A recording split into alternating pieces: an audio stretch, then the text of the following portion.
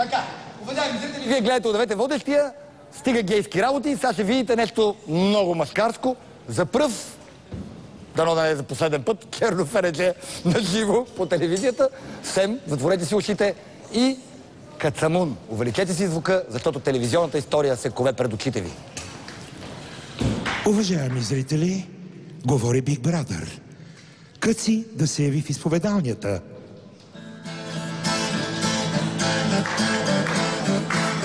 Вече 50 години Къци викат ми роднини. Ой, ой, ой. Ой, ой, ой. Ни го вдигам, ни го вадя, просто водех, аз не вада. Ой, ой, ой. Ой, ой, ой. Млатя мюсли със сметана, сутрин слушам бодра смяна. Ой, ой, ой. Ой, ой, ой. Без сапун се къпя често, после пощя и се чеша. Ой, ой, ой. Ой, ой, ой. Кацамун, кацамун, кацамун. Аз те плюя, ти седиш кат бастун.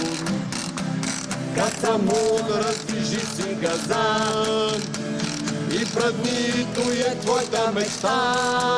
Кацамун, кацамун, кацамун. Аз те плюя, ти седиш кат бастун.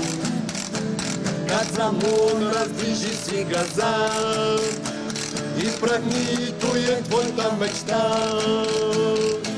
Big Brother, говори Къци. Ако може, още малко мюсли и плодове и ябки. И ако може да има свежи цветя. Лошо на китара дрънка, най-обичам аз да мрънкам. Ой, ой, ой. Ой, ой, ой. Мръвка, що е, хич не зная, мога само да гадая. Ой, ой, ой. Ой, ой, ой. Вечер си на хуталюща, даже ми помагат вкъщи. Ой, ой, ой. Ой, ой, ой.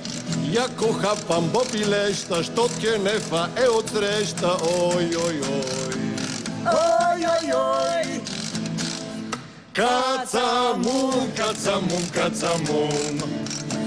Аз те плюя, ти седиш кат бастун. Кацамун, раздвижи си газан и празнито е твоята мечта. Кацамун, кацамун, кацамун. Аз те плюя, ти седиш кат бастун. Абе, Къци! Кацамун, раздвижи си Стига с това газан мюсли, бе! и празнито е твоята мечта. Кацамун, кацамун, кацамун. Абе, Аз те плюя, ти седиш кат бастун. Кацамун, раздвижи си газан и празнито е твоята мечта. Кацамун, кацамун, кацамун. Аз те плюя, ти седиш кат бастун. Кацамун, раздвижи си газан и празнито е твоята мечта. Черно Фередже.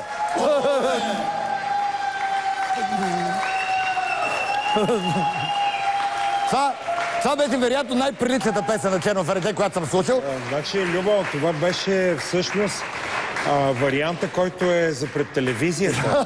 Да, помня. Това Аз е чух и друг вариант. цензурирания вариант. Чух и друг вариант, има и нецензуриран. Дай, представи групата първо сега. Това е легендарна група. Кажи кой е. Да. Ами ето, до мене отляво, това е шефа, Малък Тошо. Уау, малък. До мене отдясно е женската, Ния.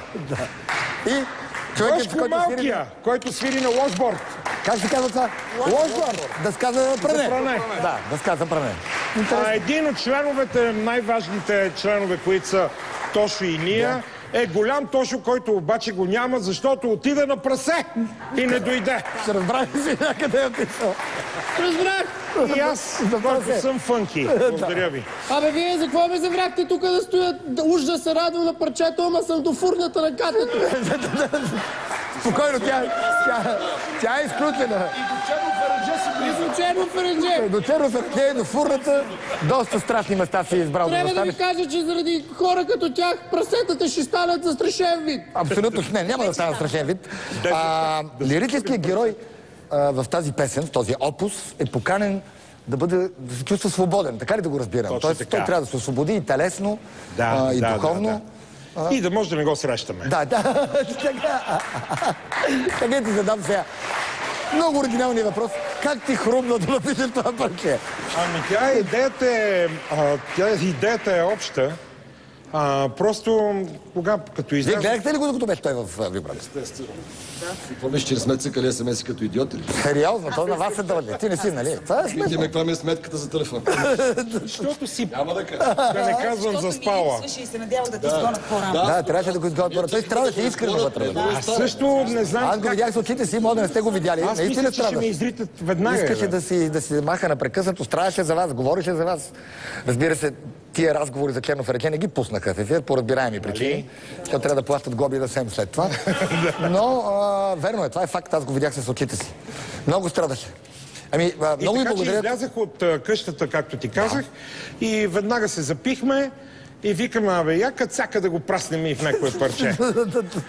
И тази личност веднага надроби каквото трябва. Сега липсва ония страшен саунд, който видях в електрическия и твоите барабани. Жестоко парче, ще стане хит според мен. Свежа песньовка. Надяваме се.